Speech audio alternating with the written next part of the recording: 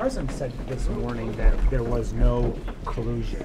Can you say that definitively right now? We held a press conference 2 weeks ago, and we said at that time we have not come to a conclusion on that. It continues to be something that we look at. It's under the mission of the investigation, and the vice chairman and I continue to chart a course to try to answer all the questions. When you see what you saw yesterday of this extensive Russian effort to use George Papadopoulos to infiltrate the Trump campaign, what does that tell you about the Russian efforts to work with the Trump campaign? That you're reading way too much into George Papadopoulos, that he was a subject of interest to us early on in this investigation. But, I'm going to leave it up to the special counsel for the decisions they made as to indicting him and on what charges. But right now he's been charged with lying to the FBI. Sure. But in that complaint, though, it says that the Russians had reached out to him repeatedly. There were an effort to try to set up this meeting with Trump and Putin. If indictments were all about Russians reaching out to Americans, there would be a lot of people who would have been indicted yesterday.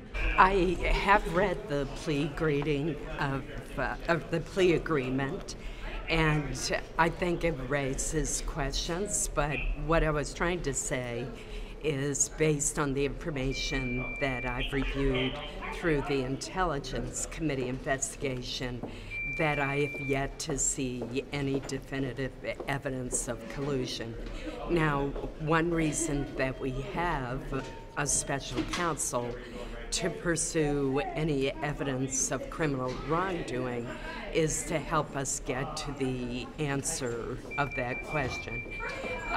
Obviously, the Intelligence Committee is unable to bring criminal charges, which gives you certain leverage in dealing with individuals that you might not otherwise have. My reaction to this is, just as has been said, that this is just the beginning, and that likely there are going to be other aspects of a very big case brought out. So I think it is what it is, and I accept it as presented. What was your reaction to everything we learned yesterday? Well, I think the guilty plea was particularly surprising and particularly interesting. They're obviously very serious charges. Does Congress need to do more, anything in particular, pass something to protect Mueller's or protect his ability to operate here? We shouldn't have to pass something for a special counsel to be able to do their job without interference from the White House.